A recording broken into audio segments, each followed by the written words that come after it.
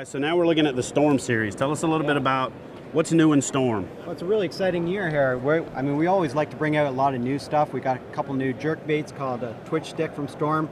Really erratic action. Runs the bigger model, will run about 5 feet on a cast and twitch, and you can make this thing walk and dance. It's incredible. We've got a new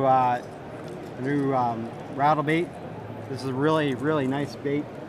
Casts a mile. We were out throwing them the other day. Sticky hooks too, huh? Sticky hook. Look at the head on that thing. Flat, a lot of wobble, good weight, big eyes. What's the name? It's called a Rockin' Shad. The Rockin' Shad.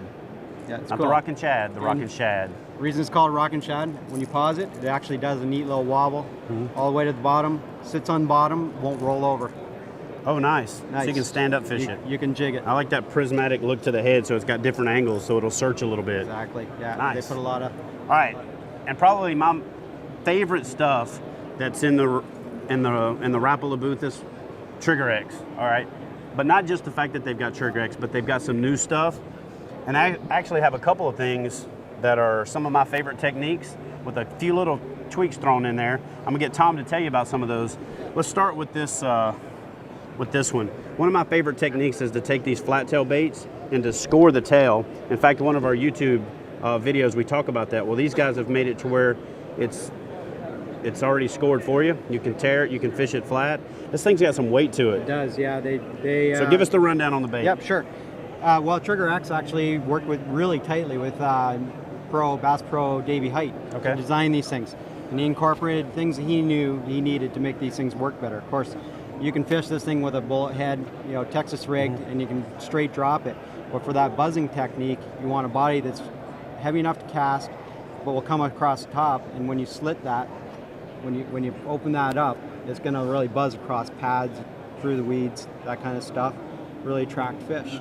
And if you know anything about Davey Height, Davey is what you would call a multi-dimensional angler. He's a power finesse guy. He'll power fish, he'll finesse fish.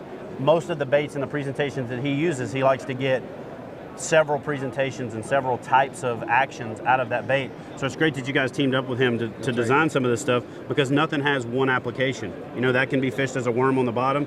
It can be buzzed on the top. Yeah. So tell us about this swim bait. So we had the buzztail worm on that one. This one is called a slop hopper. And Davey, again, wanted something that you could buzz through heavy cover. And you can see here it's got a really wide profile, so it's got some buoyancy when it's up on top. Yeah, when it falls, that tail is got crazy action. So whether you're rigging it with a belly weighted worm hook, you can put a little Texas rig on there, or throw it on one of those umbrella rigs. It's going to make a great little swim bait for that kind of technique. And one of the things that I've noticed, because I've had about 9 cups of coffee this morning, so you can see that just from holding it, look at that quiver. That quiver. So that means when you stop reeling this thing, aside from the action that the tail's going to give you, it's also going to have that stick bait, that Cinco style death quiver as it falls. And if you look at the bait, it's also keeled down a little bit, which is going to give it that narrow surface contact, so when you're running it through grass, it's going to come through there real easy. It's also going to give it a little bit of lift, so it'll climb. You can get it up on top faster, stays in the strike zone longer. Nice channel in the top for your hook point, so you can have it text posed where you don't have to have the hook tip buried, so it increases your hookup ratio, and a nice channel in the belly. One great thing about these channels is it helps the average guy who has a hard time getting baits rigged straight. It gives you 2 guidelines for where your hook needs to go in and where your hook needs to come out. That way it doesn't run crooked unless you want it to run crooked, because sometimes running crooked is good. All right, what else do we got? Okay, we got a new bait called Drop Dead Minnow. It's got a pretty typical fluke style shape to the body, but one thing that's really cool about this thing is if you're fishing schooling fish, you can reel that thing on a straight retrieve, and it'll actually have a really almost like swim bait kick to it. It's got a really nice little bulb on the tail to give it a little bit of hydrodynamic action. It's a little wider, a little thicker profile too, so it's got a little bit more weight in there.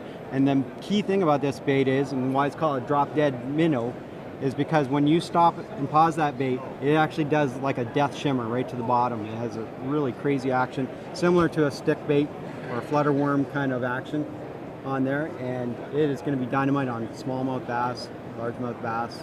and probably Any species you yeah, can throw it at. You're right. Yeah. Channel in the belly, channel in the top, fat tail.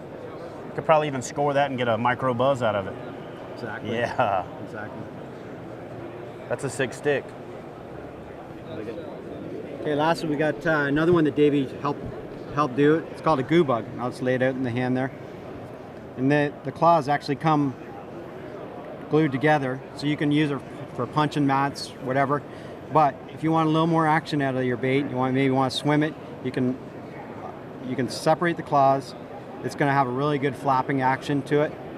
Neat thing about this bait is it's made out of a floating material, so that when it punches through and sits down, the claws will actually stand up like a crawfish in the defensive fighting mode.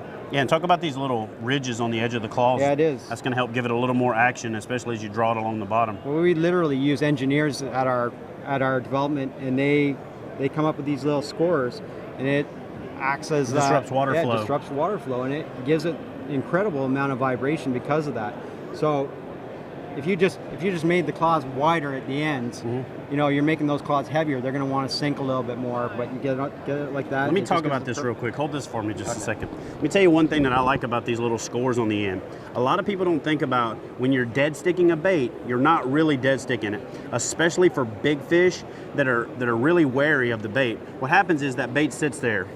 The big fish swims up, and how many times have you seen a big female get right up to a bait, a big smallmouth get up to the bait, and what they do is inadvertently, by fanning their pec fins, by moving their tail ever so slightly, by changing body position, by drawing water through their gills, they're creating little micro currents, little eddies in the water. And when those eddies make it to the bait, it brings that bait to life. And when you've got those little scores and those little flat surfaces and any kind of thing that's going to disrupt that water flow, it's going to make that bait wobble and kind of go back and forth. And 9 times out of 10, the action should come from the design of the bait. Let the bait sit there. A good friend of mine, Jeff Little, calls it the staring contest. Put it in the hole, let it sit there, let that smallmouth or let that big bass have a staring contest with it, and who blinks first wins. 9 times out of 10, it's us as the angler who drag it out of there too fast instead of letting it sit there long enough for the bass to convince themselves to eat it. And when you've got these little design characteristics like floating, like the fact that there's a channel in the belly, and that there's these little ridges on the end of the claws, that's going to bring that bait to life when all these little vortices and eddies that the bass is creating while they're looking at the bait make it to where the bait's at. That thing's going to come alive. It's going to talk that big, wary bass into putting it in her mouth.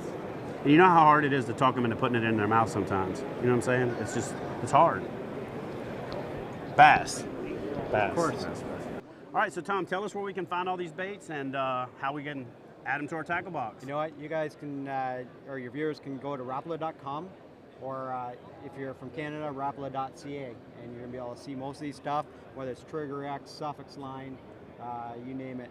And click on the dealer tab, find the dealer nearest you. Exactly. Go load up a bag, swipe your credit card, and go fishing. I'm Chad Hoover, and we're out. For outstanding customer service, expert advice, and an extensive selection of quality kayak fishing products, visit Hook One at kayakfishinggear.com.